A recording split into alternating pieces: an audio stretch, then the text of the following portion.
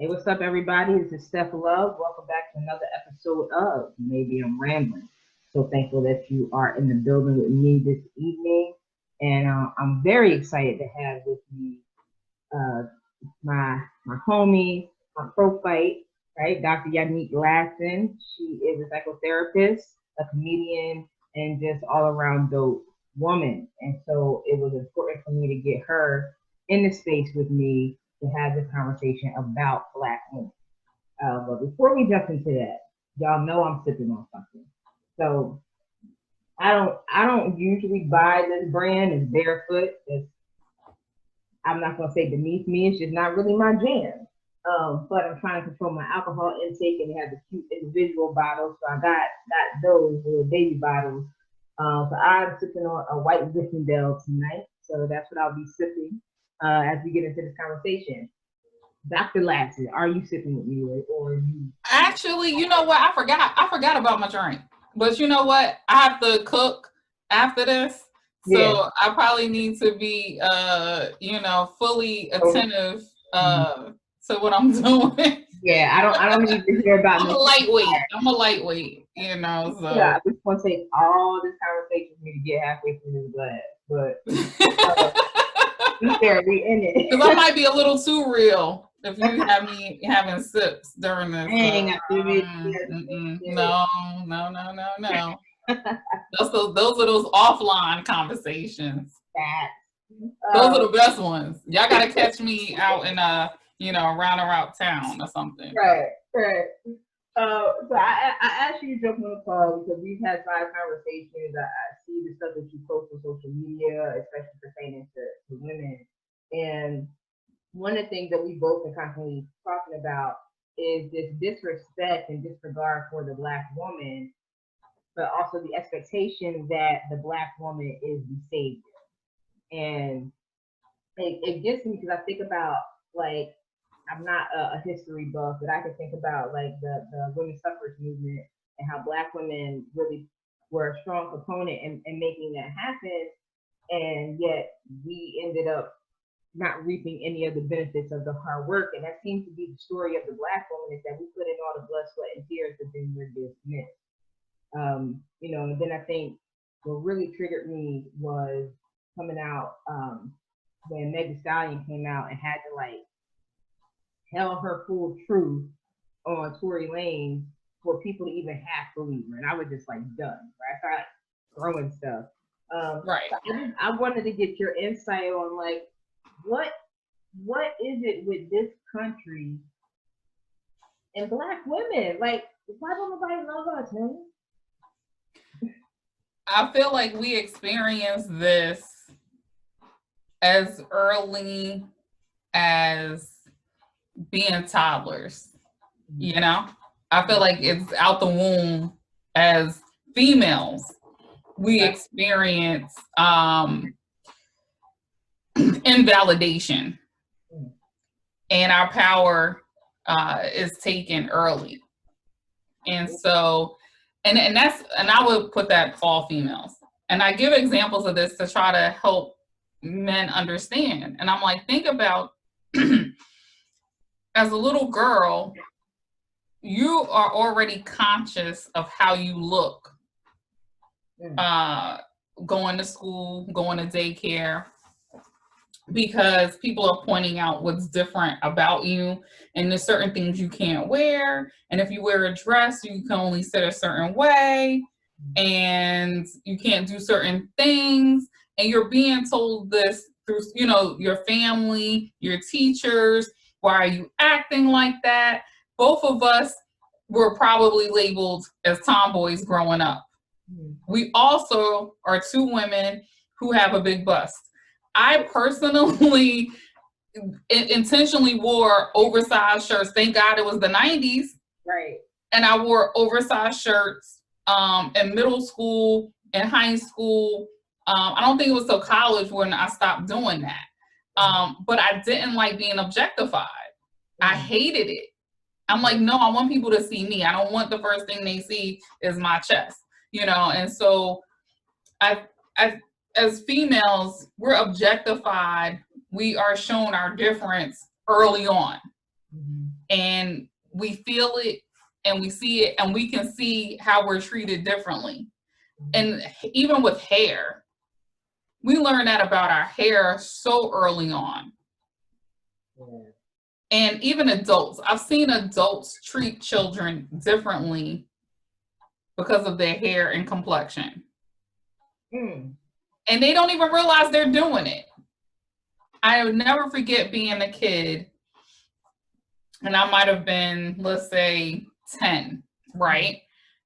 My hair is curly, my sister's hair is curly, and we were visiting a relative down south, and their maid, who was dark skinned, who helped them with, as a caretaker, like a home health aide type situation, was overly complimenting my sister and not my dark-skinned cousin,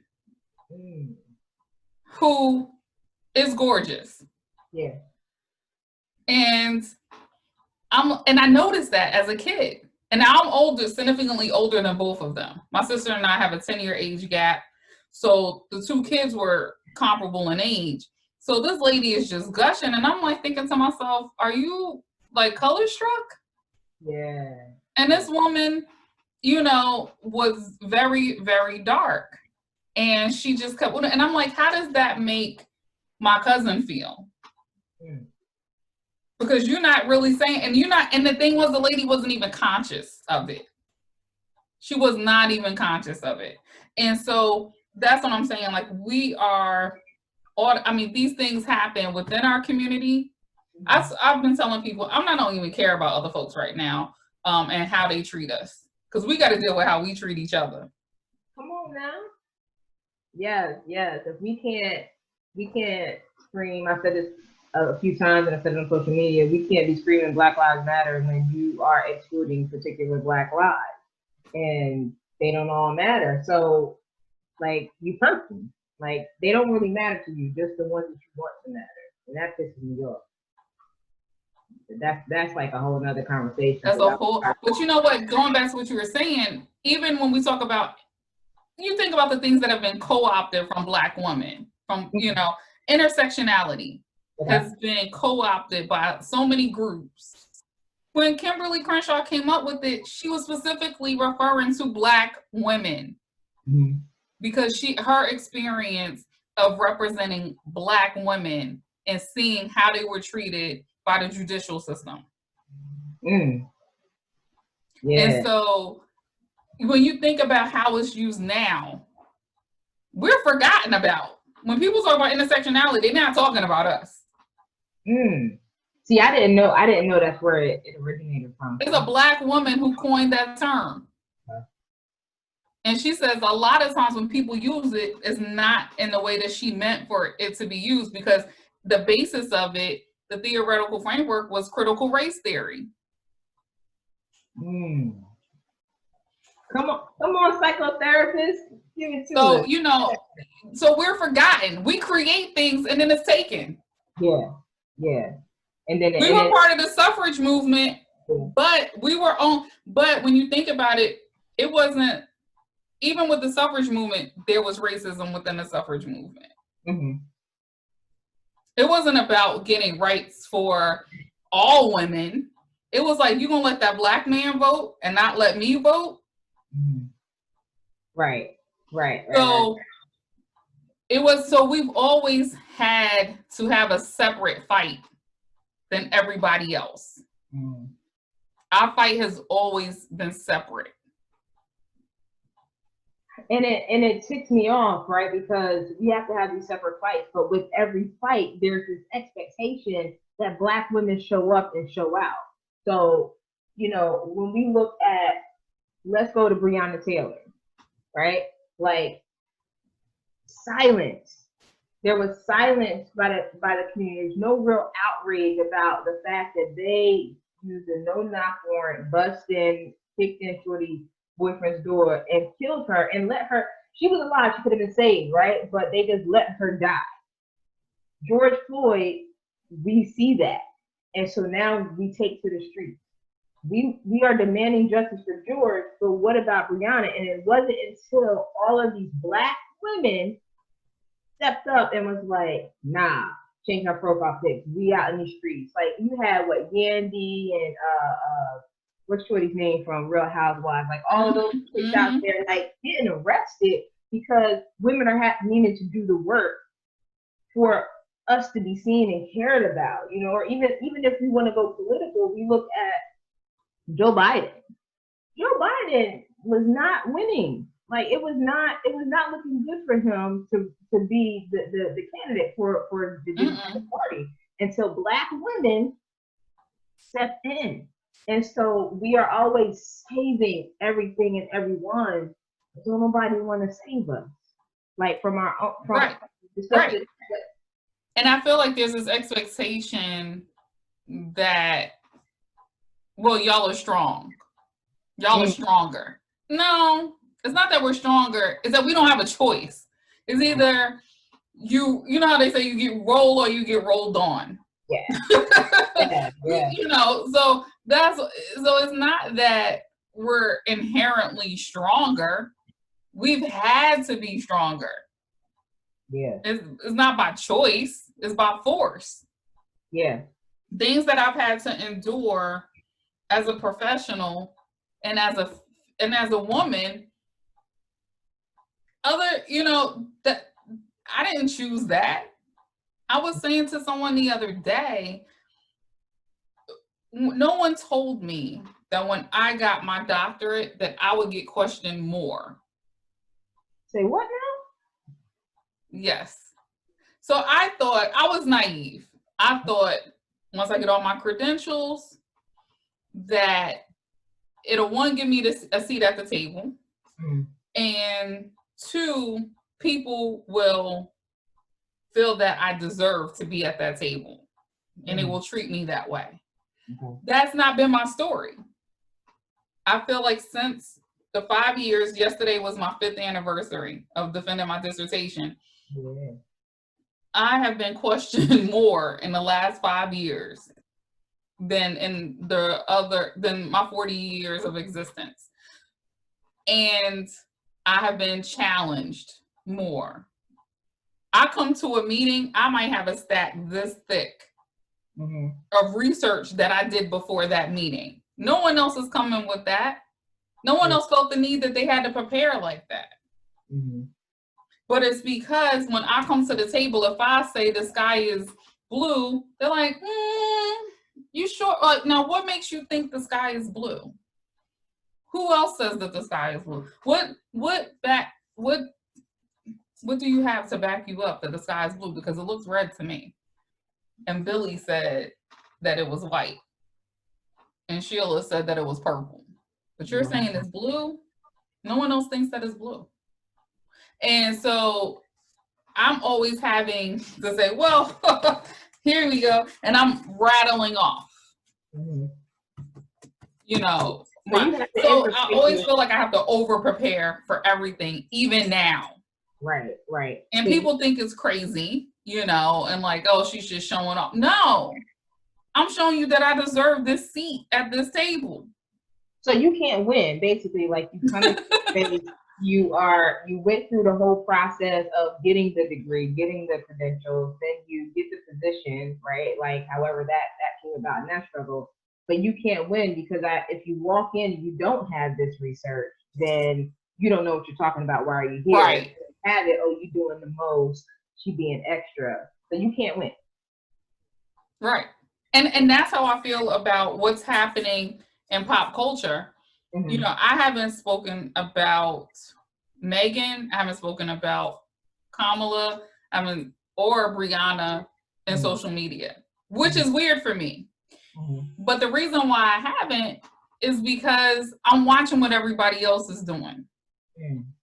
And they are picking these women apart. Not Breonna, but Megan Thee Stallion, Beyonce, Cardi. They're picking all these women apart.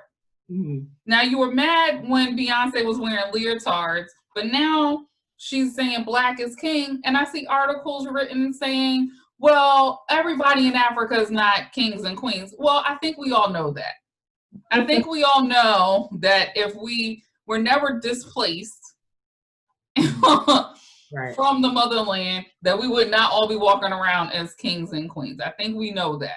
Right. But why can't we have that? Why can't we celebrate with our roots? Yeah. And why are we, picking this apart? And it's our people. It's us. It's us. It's us picking, our women apart. If Megan says she got shot in the foot, never in my mind did I think this girl is making this up for attention. She has a lot of attention. That is not the attention she needs. Right. Never did that ever cross my mind. Why is it that when a Black woman says, we created, what's the movement? 9 Times Up. I know where you're going with this. Me too. Me too. Yeah. We created the movement and somehow we got left out. Yeah. I was like, a Black woman created this. How do we get left out? She doesn't even, who's calling her to speak anymore about Black folks. That's the only time I see her is when Love and Hip Hop or somebody has a forum in Atlanta. Yeah. Wow. So we are the creators, right? We give birth to nations. We give birth to fashion, to music, you name it. Movements. There's a dope movement, there's a dope MC, whatever. There's a Black woman somewhere behind there, right? But no one ever says hey queen, let me give you your flowers. We have to fight to get that, and then we're still dismissed. I think about when Meg came out, we saw the footage, the helicopters, her feet bleeding in the streets, right, with her hands up, and she breached her piece to talk about what happened to her and had a whole breakdown on social media telling her truth. This before she named Tory, and nobody believed her. Jess Hilarious came out with some non-hilarious stuff about her, oh, this is the sound she was making, blah blah blah. And so it stopped just being white folk or even Black men, but we attack each other. We don't believe each other. Why? What the hell is with that? Why don't we even support each other? I mean, but think about it. I mean, there's Black people that subscribe to white supremacy. There's women that subscribe to misogyny and chauvinism. Mm-hmm. And I think we forget that. Okay. That there are women who subscribe to these things. And because of that, it's while we're in quarantine, I've been watching different shows. Mm-hmm. And I don't know if you watch Umbrella Academy. No. You gotta watch it. I have not. I tried season 1, first episode, and I was like, I'm done. Season 2 is even better because they go back in time and they deal with the civil rights movement. Okay. Now I'll watch it. Okay. But I look at how shows now are intentional. Some shows about having diversity in characters and representation. But in that, don't just have the face. I need you to have the story, because all you did was put a white character in a brown face or in a non-binary body. You didn't, the writers aren't writing to that person's, they're not writing to the identity that you're trying to create here. Right. And so I like shows where they do that, where it's okay, hold up. I know I'm the one in this room, so I need you to understand why my situation a little different than yours. Mm-hmm. And not try to pretend oh no, we have the same experience. No, we don't. But even as I think sometimes as Black people, we assume that we can relate to each other. And I always say, when you talk about the Black community, who are you referring to? Because you have Black Americans, you have Caribbeans, you have Latinx, and you have Africans. I don't know if I said that. So, and all of us have different cultures and backgrounds. Yeah. So, who are you talking about when you say the Black community? Because we all see ourselves different, and our experiences are different.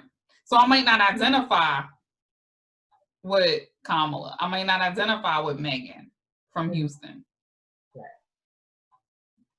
So what is it about? Because you said Kamala, and I mean I've been watching the different statements that have come out from folk about her. Is she Black enough? Is she even Black? Can she claim Black?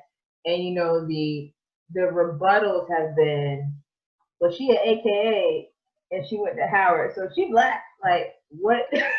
That picture of her with the collard greens and the hot sauce irks my soul. Because I eat collard greens. And I grew up down south. So does that mean I'm not Black? Because I don't eat collard greens? I don't even want to touch my food. I hate the smell of it. So, you know, I hate that picture because people are like, oh, she Black because she eat collard greens with hot sauce. I don't eat collard greens. That is not a qualifier for right. Or maybe, because she had it, like, does she have the hot sauce in her bag swag? So can we connect her to Beyonce? People like, it's like, come on. Right. You're not gonna catch me eating like pig feet or oxtails. Like, I'm not eating nobody's feet, nobody's tail, nobody's tongue. So that doesn't mean I'm not Black. And you won't catch me eating watermelon or fried chicken at a work event. And all my colleagues know that. I have a thing about that. It's a personal thing. You could do it. Anybody else can do it that's listening. I have a thing about that. You will not catch me doing that. I don't know. It's one of those things. You will not catch me eating water unless it's cut up. Maybe if the watermelon is cut up. Yeah. But you will not catch me eat watermelon on a rind in public. And definitely not some greasy fried chicken in public. Now, I will eat those things. But you will not catch me in public eating them. Yo, that's so crazy because I remember being in the grocery store and like I like to buy kombucha, and they had a flavor like watermelon flavor. So I was like, oh, I love watermelon, right?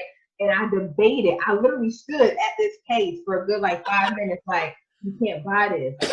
All the cashiers are white at Whole Foods right now. Like, you cannot buy this, sis, but I bought it. And like the guilt and shame I felt walking out, like, look at that. It's crazy. Like, it's crazy. Yeah. It's crazy. I mean, it was good too, so I'm glad I got it. But it's one of those things, and I think, you know, I've always been militant, you know. And my dad always says I'm Angela Davis. But it's funny because even for us, you know, you and I being light skinned, you know, our Blackness, I know for me, I can speak for me, I felt like my Blackness has always been a question. Where are you from? Where are you from? Mm-hmm. What's your mother? What's your dad? Who's Miss? I'm like, stop shaking my family tree because I'm not doing that. We're not doing that. I'm not telling you where everybody in my family's from. We're not doing that. I identify as Black. That's what you need to know. Yeah. And I think the reason why my Blackness and that identity is so salient for me is because that's the one that people always question, is my Blackness. Yeah. Oh, you know, you're smart. Oh, it must be because your grandfather's white. Well, why couldn't it be from my Black grandfather who owns his own business with a 3rd grade education and could do geometry in his head? Wow. Yeah, that's crazy. That's also like, for me, it ticked me off because that question or that interrogation also comes from a place of privilege because not everybody knows. Like for myself, right? If you can recall one night when we were trying to figure out where my line sisters and stuff were, right? All I had was like, yo, I'm just American because I don't know. My father does not have a connection to his paternal line, right? And so I'm in my late 30s. I'm 39. I'm just finding out like a couple years ago, like, oh, there's like some drops of Haitian. So like, I want to hold on to that, but it feels so inauthentic, right? So I'm just like, I'm just me. And growing up, being light skinned, I had really long hair. And you remember that style where we used to like put the braids in the back and let it hang with the little tail? I would wear that, thinking I'm cute, And like girls, like brown skin, like darker skin girls would come up to me and like that, like hit my hair and be like, "Oh, you think you cute?" Well, I don't. It's not a thought, right? Number one, but then you want to fight me. Oh, you think you cute because you got Indian in your family? I don't even know what that means, friend. I don't know anything about me. So you having that background, I've always been jealous of that because I think that just that's well, the funny thing is, right, is that my family oral tradition is big. So my family's from down south. Like oral tradition is big, and that's how really a lot of the stuff I know is just from questioning my grandparents. And my grandfather is probably, when you talk about how far we're removed from slavery, we're not that far removed. We're really not. We're not that many generations removed because I'm probably like third generation free. You know what I mean? That's it.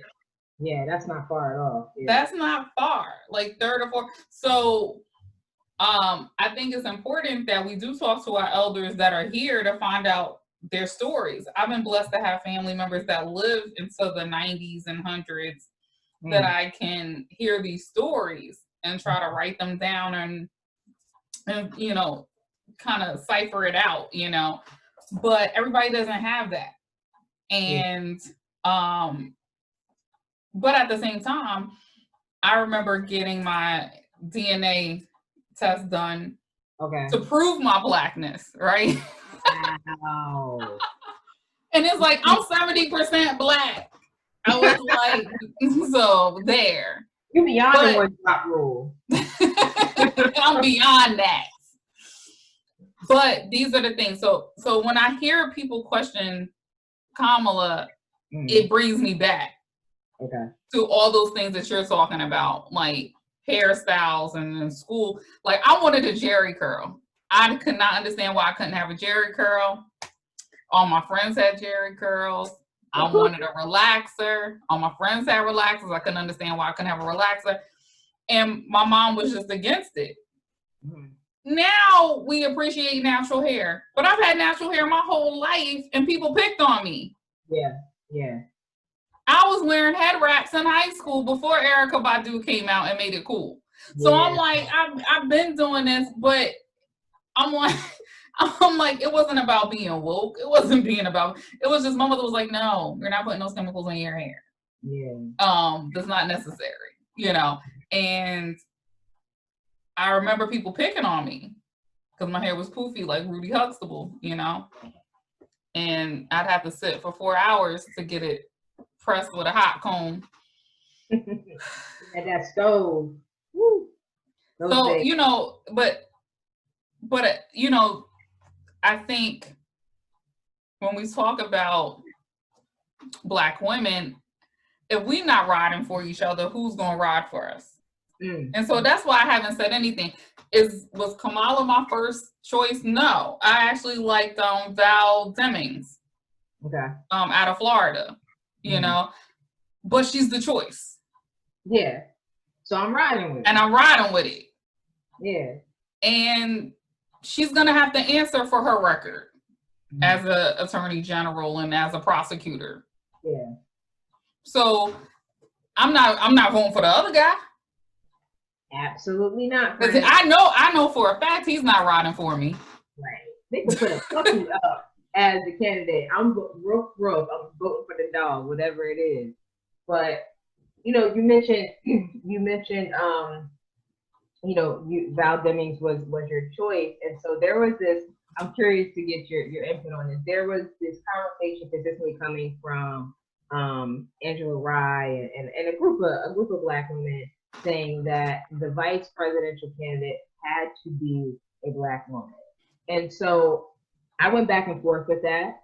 I'm not gonna lie, I was a huge Warren person. I wanted Warren, and it was really selfish just because of her student loan policies. Right? Listen, I understand the student loan situation with this 6-figure debt.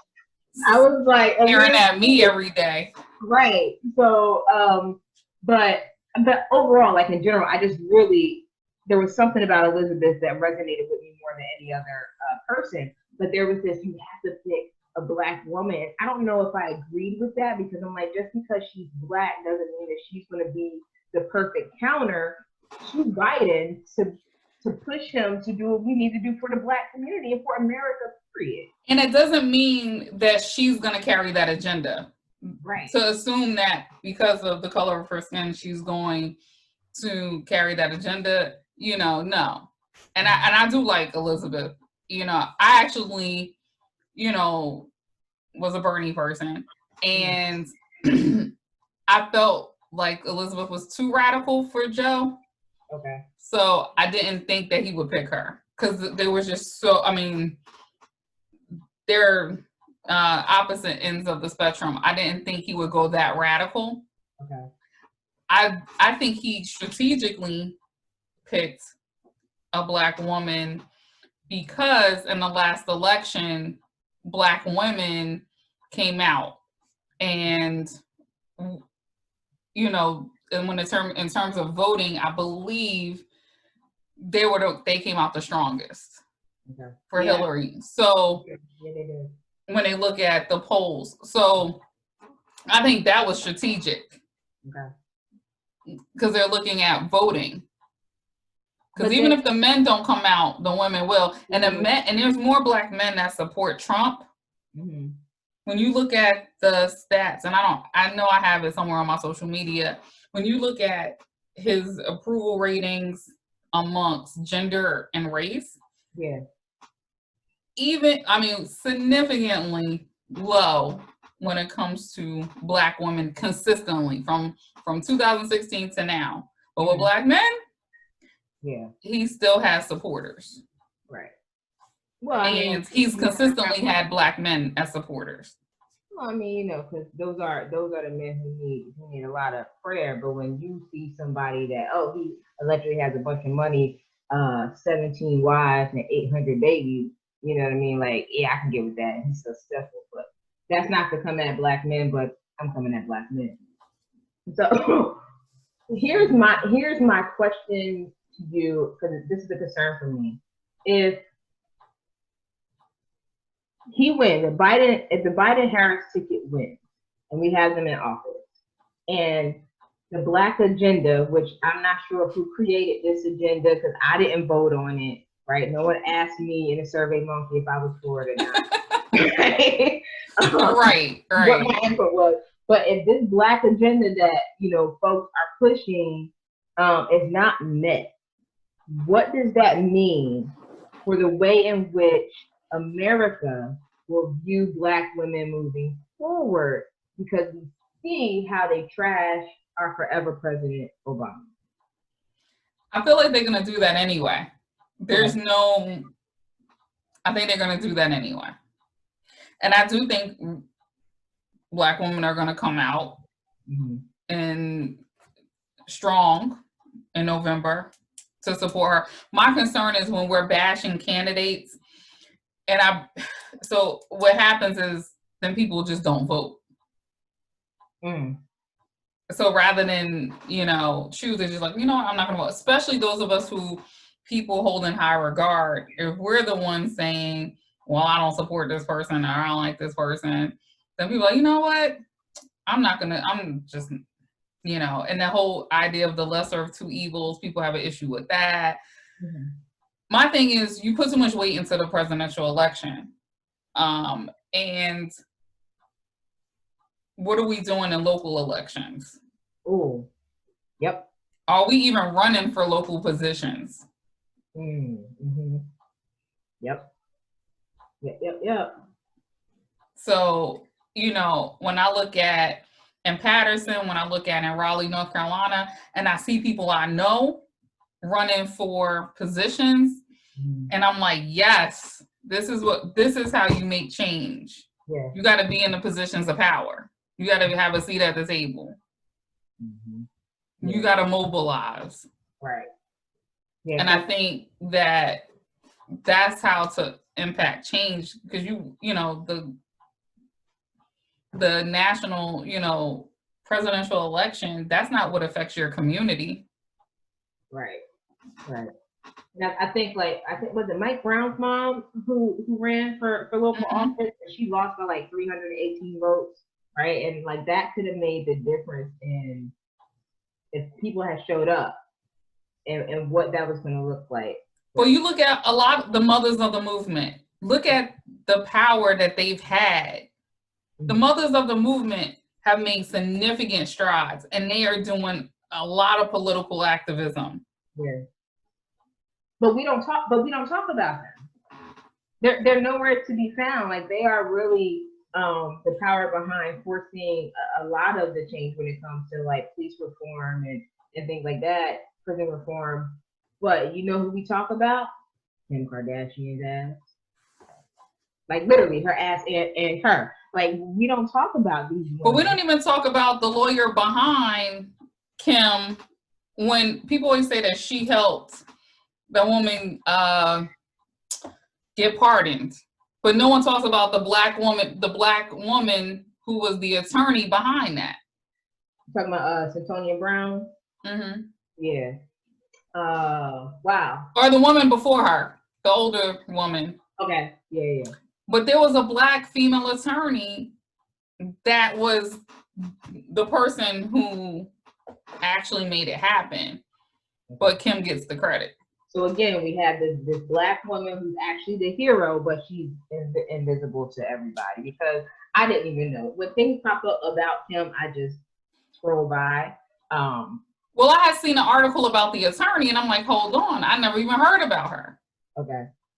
All right. So again, like we continue to show up and show out, but we also continue to be set aside, and it's sad, and people talk about like we want to empower Black women, so we're placing them in positions of power or whatever. But then you could place me in a position of power, but if the system is set up for me to still fail, then why are you doing this? So you and if no support, right? So we're placed in these positions without support, right. And so now you are further attacking me, right? And now you're beating up my mental health, my physical health, because it all comes full circle. And so we are forever. I don't want to say angry, but when you talk about the Black woman being angry, this is why we are fucking angry. This is why I wake up mad, because I already know that everything you lined up for me today is gonna be on some crap, and I'm gonna want to curse you out, but I can't. I think if people knew the humanity that we have, in the sense of the things I could have said and done that I didn't do. I think I remember saying one time, I was being chastised by a supervisor because my staff felt that I was unapproachable. And I had just moved to Virginia. I had New York license plates. So I would literally get questioned by locals saying, what are you doing here? They would have Civil War reenactments in a town that I was in, to give you an idea. So it was culture shock. And my staff did not look like me. And they felt that I would be like their previous supervisor who would hang out with them in her apartment. No, we're not hanging out in my apartment. Right. That's not the type of supervisor that I am. So they felt like I was being unapproachable because I didn't let them hang out in my apartment. But that's not what they said to my supervisor. Wow. And so the thing was, they had a meeting and he allowed them to berate me for 45 minutes without me being able to say anything. This was my first semester of my doctorate program. I had taken the position. Here's the irony of it. My supervisor could have been my employee. I only took the position because I needed a part-time job while I was working on my doctorate. So I actually took a step back and became a grad assistant. Wow. So I went from being in his role into a grad assistant role, but this was a different institution. Okay. So I knew his job. You know what I mean? So you talking about humbling. Mm. And you're telling me that I don't know what I'm like, I've been doing this. Like I was in your role, like literally a week ago. Like, you know what I mean? Yeah. But I remember that experience, and it was their perception. It had nothing to do with reality, but it had everything to do with their perception, because they had never really encountered or worked with someone like me. The only Black faces on that campus were the housekeepers. Wow. People will look at me like, why is she dressed up walking on campus? Because the only Black faces you saw was the housekeepers. Man. Yeah, I'm not sure how you did that. And they had a few Black students and they had a few Black administrators, but the bulk of the Black faces were housekeeping. Yeah. Wow. And so it was kind of like that attitude. How is she going to tell me, you know? Right. Who do you think you are? Right. So that's why I say, like, if people realize how much we endure, and I've had that experience twice in my career. Actually, I've had it more than twice. I take that back. Where I've had to literally swallow my tongue and be berated by white subordinates and white colleagues. And it was accepted in the space that I was in. Yeah, I guess I'd be unemployed. And I may have received an apology a couple of times, but it was only out of fear that it could bite them in the butt. And not really. It was because the other people might have said something to them. Like, you know. That was off. You should probably go apologize. I actually had someone jump at me. Yes. I had a white male literally lunge at, like, posturing at me. That's a fighting position. Because they didn't like what I presented. What? This is what we do when we have difference of opinion?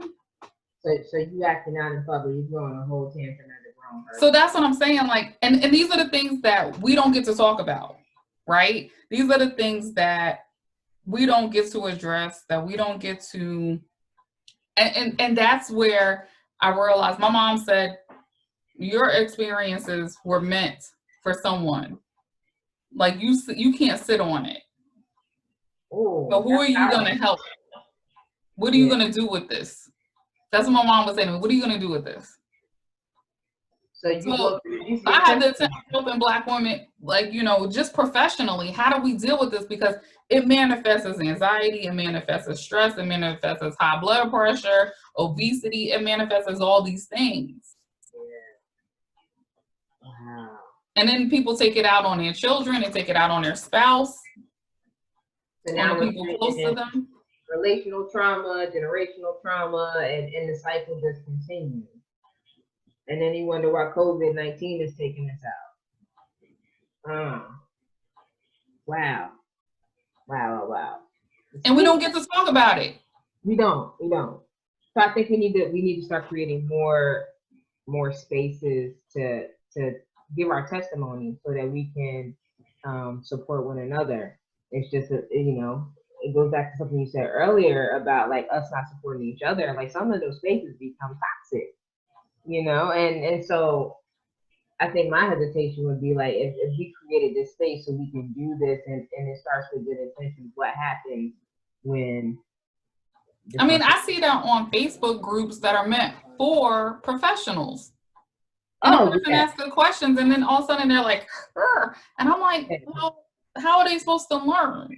Yeah. Yo, my vegan groups be like horrible. I'm in all types of vegan groups and I'm like, she just asked about the spinach, friend. Like, why are you hollering at her? I'm like, it's not that deep. It's not that deep. Not that Yeah. deep. But the thing is, I think also too, I hate when I hear women saying, I don't have female friends. And I'm Ah, like, no, you should have female friends. Like you should have people that look like that can relate to. I mean, because I have male friends, but they cannot relate to my experience as a woman. true. And I hate when they say, well, I know women, I know black women. Okay, you know, you've been around them, you might have lived with them, but it ain't the same as being one and It's funny. existing in the body. I don't like truthfully the only black woman I talk to you or talk to my friend Jackie. Like I don't really kick it with black women. Huh? I don't really kick it with black women. Because it always ends up, you know, for me, it ends up toxic. I'm trying to work on it though. I guess I should. Well, it's funny, right? Because I'm usually the black friend. Yeah. But when I say that, not with other people of color, it's and it'll be other people of color. I'm just, you know, the black one in the 31 flavors Baskin Robbins.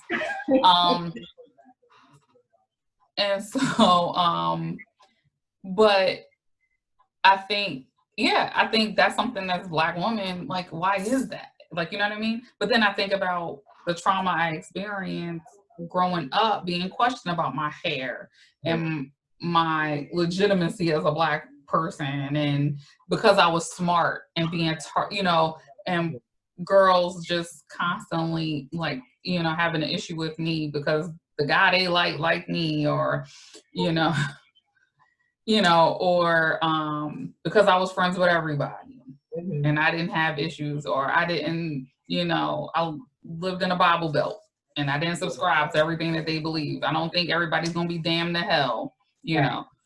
Yeah. So I just think it's hard sometimes finding like-minded people, but I do think as women we have to find women that we can connect with, no matter what they look like, you know. And like they say, all skin folk ain't kinfolk. All facts. All facts. One other thing I really want to touch on with you tonight is there was a conversation about the WAP song, right? I love the song, right? Get it, right? Because you're from Jersey. That song is so Jersey and Baltimore, but Jersey. Hey, right? And so I'm like, talk your talk, right? But there's this issue when it comes to black women and their body. So black men, I think men in general, like they over sexualize us, right? Like when you see us on the screen, like you naked, when you see us, you know, porn, right? Whatever it is, you want to talk about our assets, physical, and then you want to sit in somebody's kitchen and cook and raise somebody's kids, whatever it is.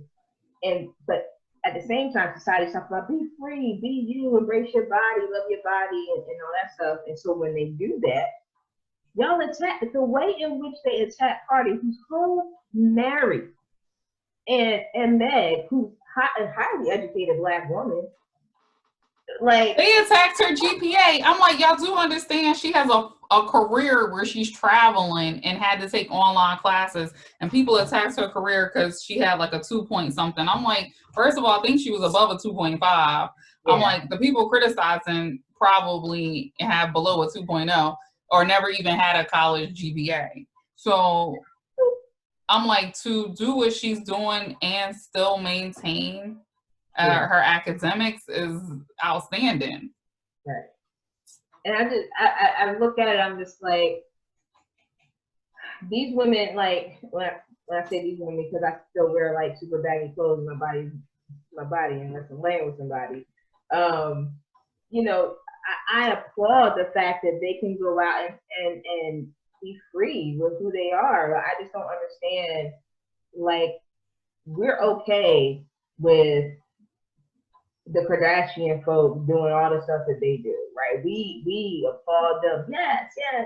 But as soon as, you know, you have Cardi or Meg or whomever, I don't know all these little rappers out here now. I still listen to the same album over again. Talking about their sexual freedom, providing self-pleasure or pleasure to their partners, they're hoes, they're disgusting, and no one's ever going to marry them. Mind you, Cardi Ho married. I don't understand. Well, think back to growing up. Mm-hmm. Who talked to you about sex? Nobody. I learned about sex from watching porn. Okay, so in a Black community, that's a taboo topic. Mm-hmm. So anyone who was confident and comfortable talking about those things and doing it publicly, even in 2020, is still like. But I guess that's what's so crazy, because let's think about how many of these rappers put up these thirst traps. Like the Game weekly still puts up his little sweatpants thirst trap, and like his summer dog take off sweatpants. But like everybody, the Safari had his whole penis leaked, and women went crazy. Oh my God! But it's always been that double standard. It's always that double standard. I'm not understanding, like, at what point can we as Black women like be free, be ourselves? I mean, we can't even wear our own natural hair because states are putting laws in place about us wearing our hair. Everything, but our body has always been policed. Talk about it. Enlighten me. I mean, it never was our own. And maybe before we came here, but we've never had ownership. It was always, but if you think about in America, women were always tied, their being able, property ownership, rights were always tied to men, either their father or their husband. So even when we think about like the father giving the daughter away at a wedding, it's like, my property is now your property. Take care of it. Right. And then you add to that Blackness, which has always been controlled. Right. And in America, right, like we just always been viewed as property anyway, right? So, right. Where master could slide in and take what he want and roll out. I mean, you think about that officer who got away with raping all those women. I mean, now he's been prosecuted, but he got away with raping for years, raping all these Black women, and no one spoke up because he knew he picked women who were either already had records or already were poor, who were women that he knew people would not listen to. Yeah. And those were the women that he violated. Because he knew that no one would listen to them. Yeah. And we definitely have a problem with that in America. I'm only speaking on America because and no one probably still would have listened to him if it wasn't so many. You're talking like over 30 women. Yeah. If it wasn't so many, look at how many Black women have to come out and say, this man did something to me for something to happen, versus how many white women, one white woman could speak up and the world will listen. I mean, the city of Rosewood was burnt down because a white woman accused Black men of raping her, and the whole city was burnt down. Yeah. But it will take probably 15 of us before they even open the case file. Right. Emmett Till's accuser admitted that she lied. And it's still nothing. Silence. Like, oh, he just lived a long, full life. Yeah. And nothing. So we don't, as a country, we don't believe Black people, but we definitely don't believe or see Black women. Damn. So it's like, we're damned if we do, we're damned if we don't. But we just got to keep pushing forward, and we have to, as women, just find a way to really unite, support, and uplift one another, and try our damnedest not to subscribe to what some of these men in white America have subscribe to when it comes to. And not to view each other as competition, but as support. Right. Because if I win, like, you win. Once I get Right. into that space, Like I'm when Miss Jamaica, she's a perfect example.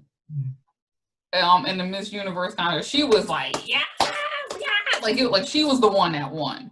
Yeah. You know, and that's how we have to be. Like, you know, we have to cheer and root for each other like it's ourselves. Yeah. Yeah, that's real. Listen, I appreciate you carving out time in your evening. Most definitely. Have this. I'm cheering and rooting for you, my sister. Man, we cheering and rooting for each other, girl. You know, this is, you know, I know you my profile and everything, but I mean, before the letters, we had started to develop a relationship, being, you know, at the pro together, and so that we've had our ups and downs, but and I think, but you know what though, and that's the realness and authenticity of the relationship, because I was just saying to somebody, the only people I can have around me are people that are authentic and transparent. Because I remember we had to have a conversation in a parking lot after class where we just like let everything out, you know, and it was like, okay, that's why Yannick was bugging out about that, because she saw it this way. Like, my mama bear protectiveness of you, like, nah, I don't, you know, but it was not read that way. Right. It wasn't read as, you know, and so, but that's the thing. If we never had that conversation, we wouldn't have this conversation now. Right. And so I think that's something that women have to be able to do, is to have these conversations that may not be comfortable, that may be tough, that may be like, yo, you was wrong, and be able to eat that and be like, you know what, you're right, I was wrong. Yeah. I did some foul stuff. Mm-hmm. You know, and I had to admit, you know, like, even like for me, I had to admit that, like, yeah, you know, that was foul. That was, yeah, my mouth is real slick. Yeah, I shouldn't have said that. I shouldn't have did that, you know. Yeah. Yeah, but I mean, that's the thing, right? We were young. You were early. But it's being able to have those conversations. Yeah. Yeah. And not just shut down and be like, okay, I'm all, you know, right, I'm gonna put you done. I'm done with you. Yeah, we were able to move past that, and that's the blessing. And right, more women need to be able to do that. Like, instead of you got beef with me or whatever, it just makes the assumptions. Let's sit down and have the conversation. One of the things I said to my friend when she got married, I gave a speech at the wedding, and one thing I said, I learned this in love, but now I'm realizing this is just in relationships, period, is that you have to exhaust the conversation. I never let that person walk away being able to create their own story in their head. Lay it all out on the line so they know exactly where you stand. So I'm learning to translate that into not just love, but then also in relationships in general. So, yeah, working on that. So again, sis, we all are. We're all works in progress, and so as we interact with one another, we have to keep those things in mind. None of us are perfect. I don't believe there's such thing as perfection, but we have to create space for people to tell their truth. People have to be willing to apologize and also accept an apology. But remember that the best apology is change action, not just your words. That's something I had to learn too. And so again, I thank you so much for coming out and having this conversation with me. And we'll talk a little more later, but I want to give people their time back. So thank you for another episode of Maybe I'm Ramming.